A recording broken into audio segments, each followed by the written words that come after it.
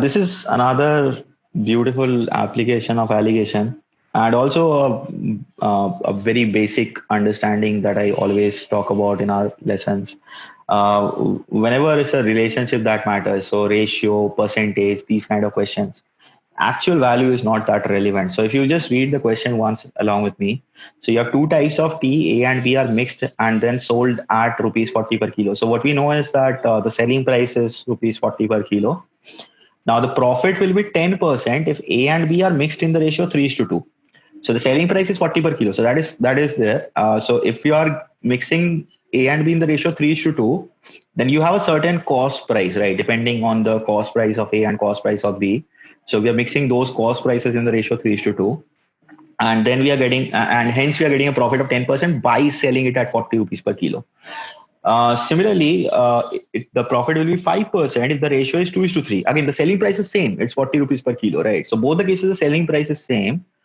Depending on whatever ratio we're mixing the cost prices of A and B, we are getting a certain cost price of the mixture, and that is enabling us a different profit percentage. So in one case, you're getting 10% profit, on the other hand, we are getting 5% profit. So this is given to us. Also, the question is looking. What is the question looking for actually? Look, just go through it. Cost prices per kg of A and B are in the ratio. So we are looking for the ratio of cost prices. We don't care about the actual cost price of A and actual cost price of B. So as long as that is not required, so as actual cost price of A and B are not required, how does this make any relevance? The only thing that we have to keep in mind is that the selling price should be constant.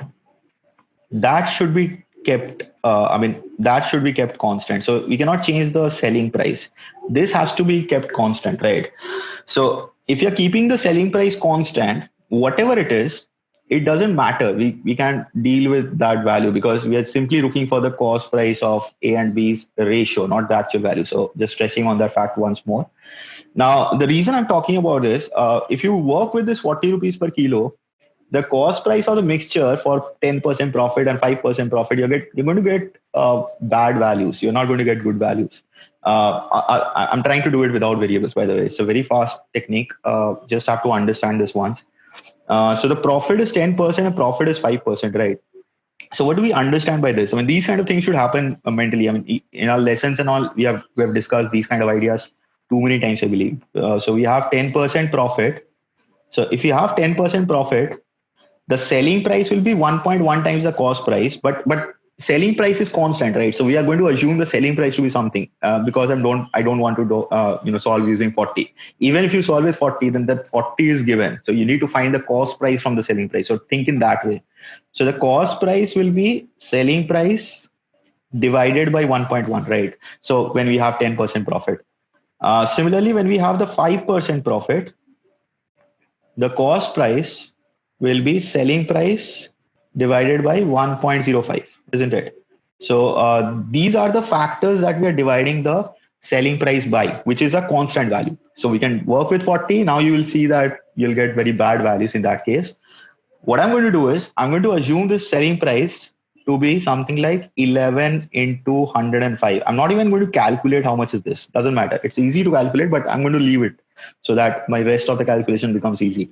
So I'm going to leave the selling price as this. I'm going to ignore this value. So that is not required. So if I substitute it here, see, if you divide this by 1.1, so 11 by 1.1 is 10, right? And 10 into 105, so there's 1050. It's easy to see. I mean, you don't have to write that step. Similarly, in this case, now when I'm dividing this by 1.05, so 105 divided by 1.05, that will lead to 100, right? And 11 into 100 will be 1100. So these are the two cost prices of the mixture. Now, which mixture? On one hand, we are mixing A and B in the ratio 3 is to 2, the first case where we are getting 10% profit, right? So we are mixing these two in the ratio 3 is to 2. Let me write this a little below. So we are mixing these two in the ratio 3 is to 2. And when we do that, the cost price of the mixture comes out to be this first case, right? 10% profit. So we are getting the cost price of the mixture as 1050. So this is the first case. Second case, or the second allegation chart, we have A and B. Now we are mixing these two in the ratio 2:3, and henceforth we get the mixture's cost price as this 1100, isn't it? So this is what we have. Now comes the most interesting part. The interesting part of this particular question is this sum of A and B is already equal. If it is not, then do that first and then do whatever I'm going to do next. So in this case, you will see that A and B total is or the difference rather. I mean, A and B must be at a constant difference, right? So because A, this value and this value will be constant, right? I mean, when I say constant, I mean these two will be same and these two will be same. So that has to happen, right? A has a certain cost price and B has a certain cost price. That is what we are looking for as the ratio. So the difference will be constant. So the difference is basically the sum of these two, if you remember the idea of alligation. So in this case, the sum is constant, right? Both the cases of 5 and 5. But the interesting thing is A and B are exchanging by how many units? So in this case, we are increasing A. I mean, if you go from, sorry, the other way around, sorry. If you go from here to here, we are reducing A by 1 unit. And here to here, we are increasing B by 1 unit, right? But what is the change in the net average that we are getting? We are getting a net change in average of 50 units, right? So this 1 unit change actually corresponds to a change of 50, right? So if you think about this 3 units and 2 units, because this is what the actual value matters, right? I mean, when we take these differences, it will be the difference of these two average as this number, right? So these are everything corresponding here. So no issues there. We can just go ahead with this ratio idea. We can scale it accordingly. So if 1 unit is 50, then this 3 unit should be 150, and this 2 unit should be 100. Similarly, this 2 unit should be 100 here, and this 3 unit should be 150, right? Now, coming to the most important part, which one will be higher? I mean, for this question, because the options are a little comfortable, you can go ahead and check the options and you'll find that B is greater than A in any of them. Either, all of the 4 options, B is greater than A, the cost price that is. But then you don't need to do that. You can just check the ratio here. See, compared to this first ratio, in the second ratio, the units of B are increasing relative to A, right? And thereby we are increasing the cost price of the mixture, which automatically should tell us that a B should be having a higher cost price. So that is why when I increase the amount of B relative to A, the cost price of the mixture is going up. So now we know that this difference should be higher side. So I mean, B should be more than 1100. And in alligation, we take cross differences. So we can use either one of them here. So 1100 plus 100, that is 1200. And A will be 1100 minus 150. So that is 950. I mean, if you want, I'll just show this once. I mean, that is not required in the actual question to solve. But 1050 plus 150, you're getting as 1200. And 1050 minus 100, you're getting as 950. So this is something we directly obtain. So these are the cost prices according to our assumption. But we assumed it because we are looking for a ratio. So the ratio will be 950 is to 1200. And if 50 goes out, so you cancel by 50, you get 19 by 24. Option B as the answer. So trust me, if you don't do it in this way, you can try it out with variables. It will become a lot of calculation. It will take somewhere in the range of 2.5 to 3 minutes. I don't know how much time will it take.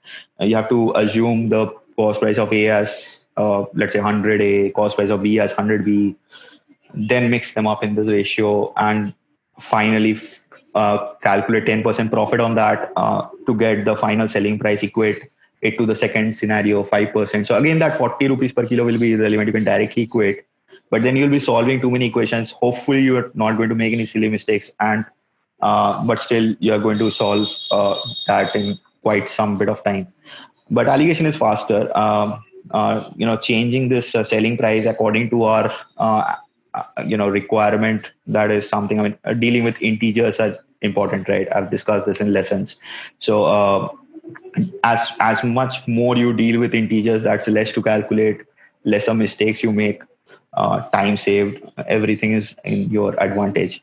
So I don't want to scare you, but then you can actually solve this less than 1.5 minutes, and you can go ahead and solve this in 1.5 minutes using this process.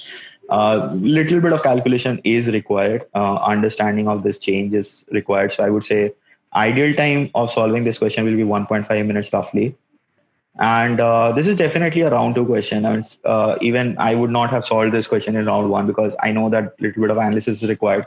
So once read this, I would have left it, scanned the rest, which I can do it immediately. I would have done that, and then I would have come back to this. I would have marked this for review, just not leave this, because I know that I can solve this. You should be comfortable with this. If you're not comfortable with arithmetic questions, you're losing out on too many questions because CAT has most, the most percentage of question that comes from is from arithmetic region only. So that's it for this question. I hope you liked this solution. Uh, Thank you for joining in.